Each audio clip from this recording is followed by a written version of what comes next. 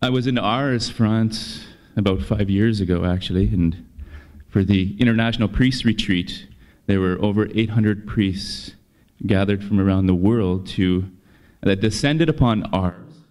It was when I would say I received a grace, a deepened grace of love for Jesus in the Blessed Sacrament, in the Eucharist. I admit that this account that I will give of St. John Vianney's life was, when I was asked a few weeks ago by Mary to do this, was difficult in many ways.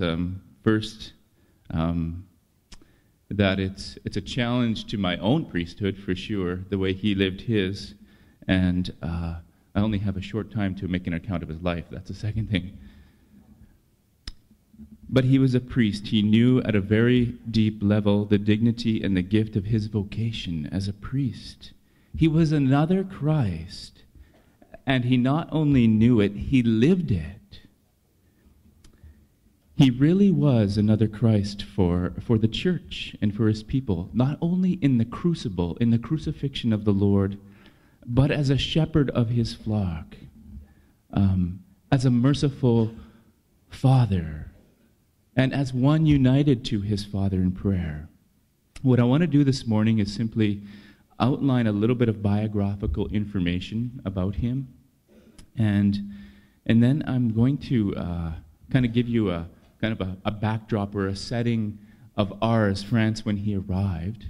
And then the last portion of this is I'm going to just outline a few key aspects of his spiritual life, what made him who he was. And so I begin with his birth. It was in 1786 in the town of Dardilly, France, which was near Lyon. And he was the fourth of 6 children. There were 3 boys and 3 girls in the family. His father was a farmer, very simple.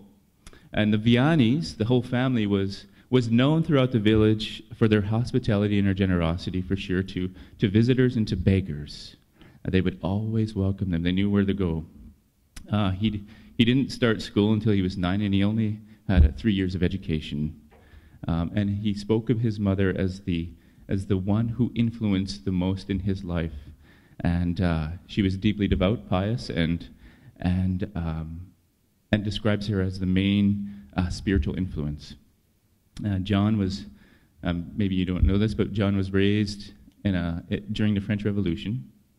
And so France was going through a significant crisis, I would say, and the revolution had many consequences, one of which, and a notable one, was the persecution of the church itself. There was an anti-religious hatred, really, that was underlying all of this. And many men, women, and priests, religious, sisters, were heavily persecuted, and some even martyred and taken to the guillotine. And there were churches boarded up, statues and different things were smashed, and priests were sought after. They were kind of hunted down.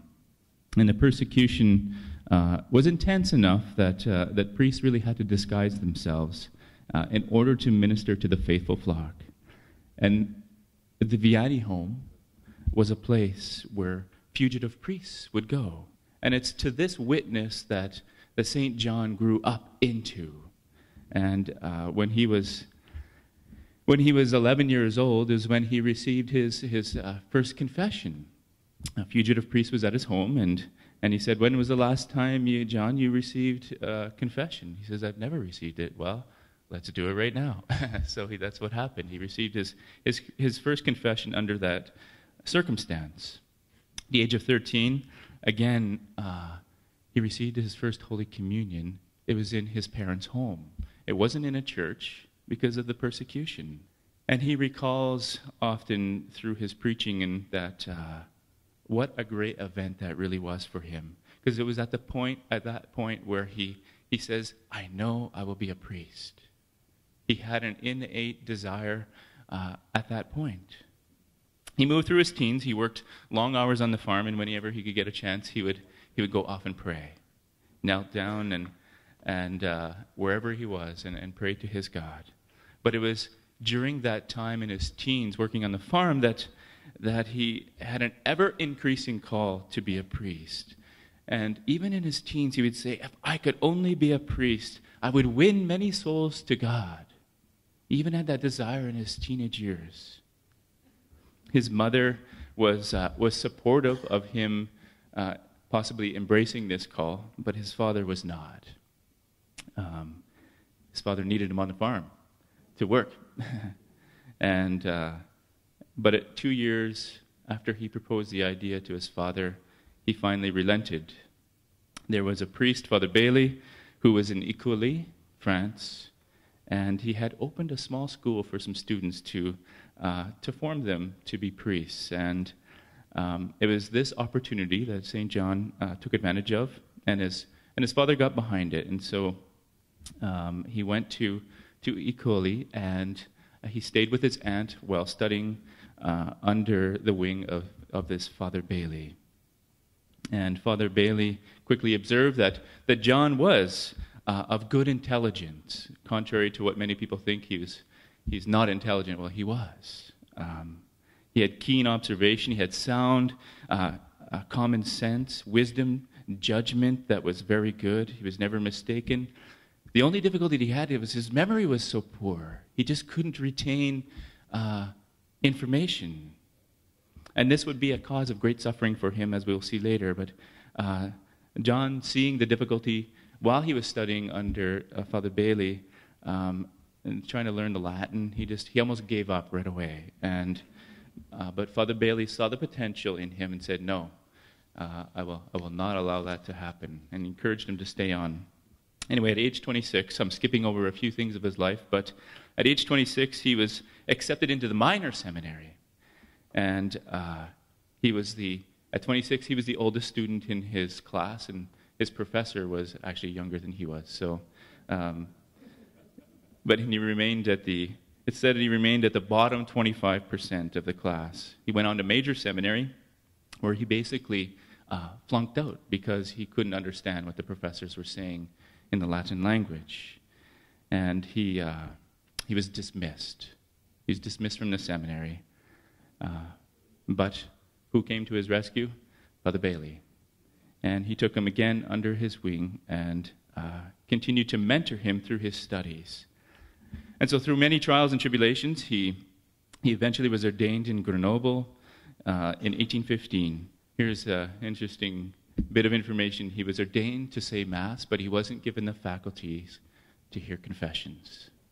Go figure. Ironically, that's the biggest portion of his ministry in Ars, was the thousands upon thousands of confessions. Anyway, eventually, Father Bailey, again, spoke on his behalf, and he was granted the faculties, and guess who his first penitent was? Father Bailey.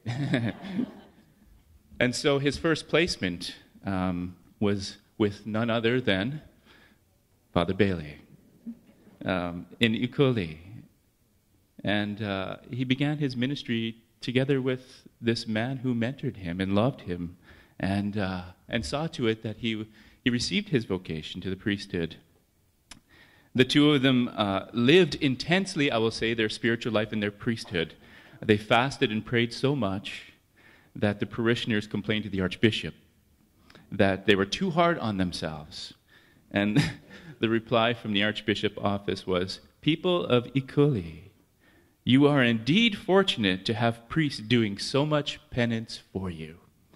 In other words, shut up.